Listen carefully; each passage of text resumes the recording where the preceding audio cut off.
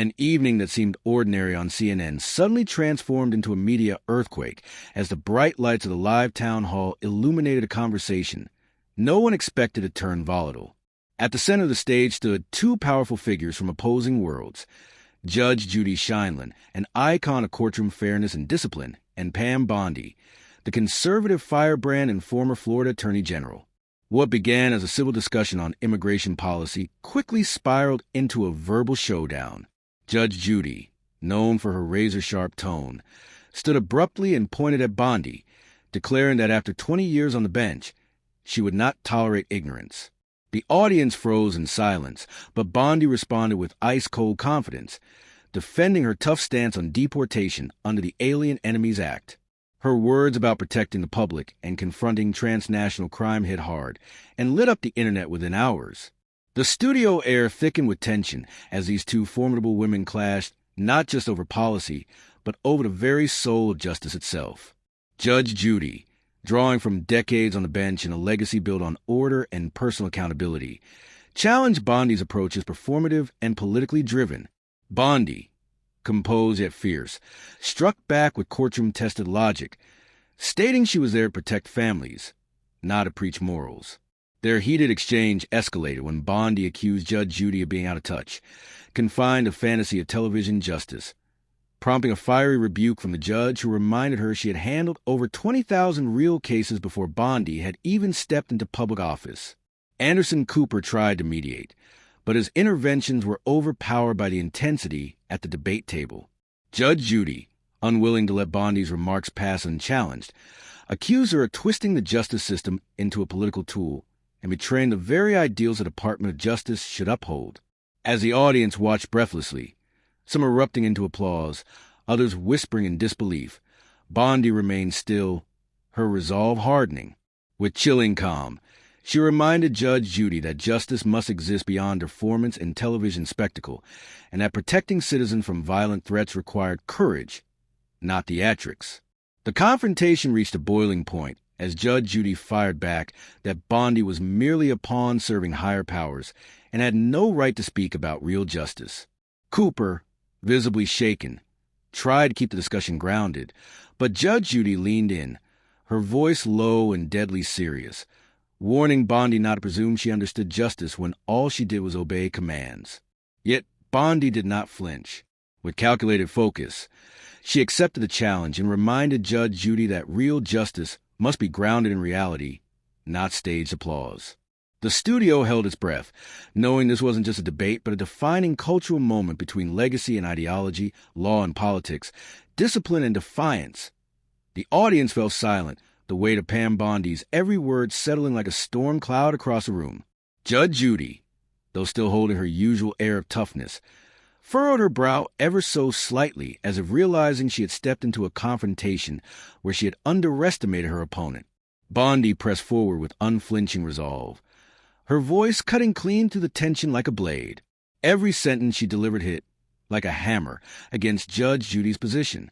She reminded everyone she had spent over 2 decades in real courtrooms, staring down drug traffickers and violent criminals who haunted entire communities, while Judge Judy had settled neighbor disputes on television. Bondi didn't hesitate to drive the contrast deeper, saying she had stood before juries to remove threats from society, not for political points, but to protect those who couldn't protect themselves. The audience began whispering, many nodding, drawn in by the force of her confidence. Anderson Cooper, sensing the shift in momentum, tried to regain control of the program and interject, but Bondi raised her hand slightly without breaking her gaze from Judge Judy. Her tone dropped, lower and firmer, like a prosecutor entering her closing argument. She asked Judy directly whether turning courtroom drama into profitable entertainment counted as justice. The question exploded in the air like a time bomb, and the room froze. For the first time that night, Judge Judy's fierce presence seemed to waver. Her lips tightened, her eyes flickered. Her poise cracked just slightly, and Bondi saw it.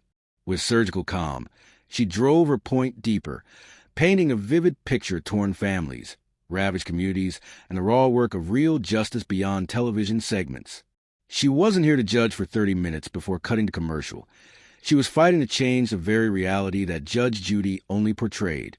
When she told Judy to take responsibility for turning justice into a TV show, the audience erupted in thunderous applause. It wasn't just for Bondi's precision, but for how she flipped Judy's own weapon against her. Then came Bondi's final blow. Justice isn't performance for applause. It's what she lived daily to keep the country safe.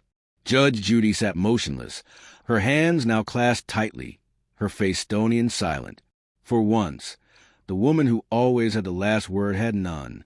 Cooper, recognizing the gravity of the moment, quickly announced a commercial break, but his voice trembled slightly, caught an emotional undertow of what had just unfolded. The camera lingered on Judy's face, smaller and grayer under the studio lights, then shifted to Bondi, who sat composed, her gaze steady and gleaming with the quiet confidence of someone who had just won a major battle. The phrase "justice isn't performance" echoed in the studio like a cannon, and as the broadcast paused, the audience's focus didn't leave Bondi.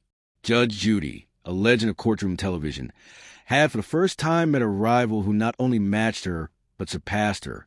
A quiet hum swept to the crowd, the buzz of having witnessed a moment where a cultural icon was eclipsed by a rising political force.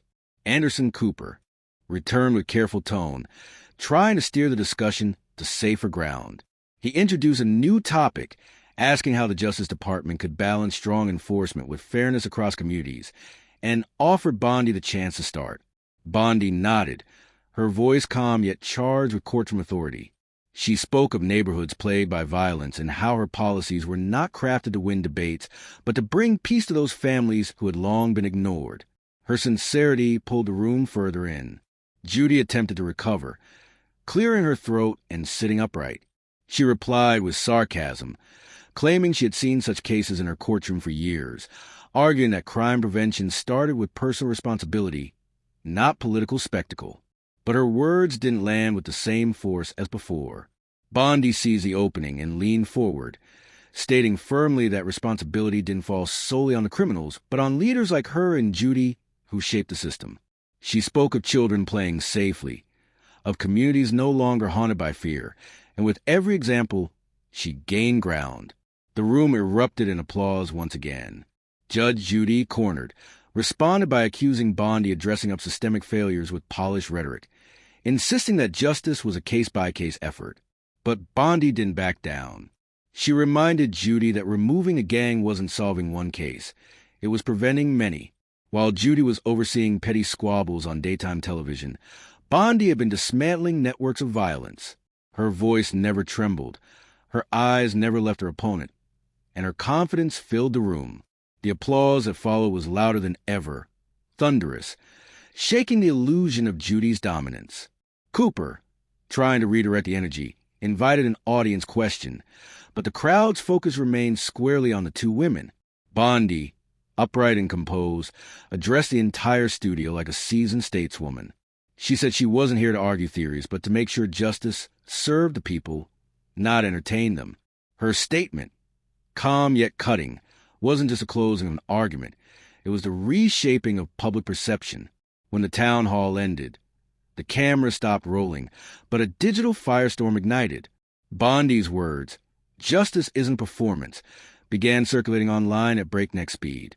Within minutes, phones across the country lit up with clips and posts.